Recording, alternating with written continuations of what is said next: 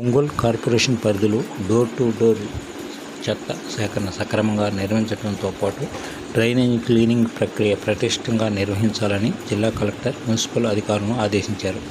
శనివారం ఉదయం collector Ongole corporation పరిధిలోని బొల్లినేనిపాలెం, కమ్మపాలెం తదితర ప్రాంతాలను ఆకస్మికంగా సందర్శించి పారిశుధ్య నిర్వహణను పరిశీలించారు.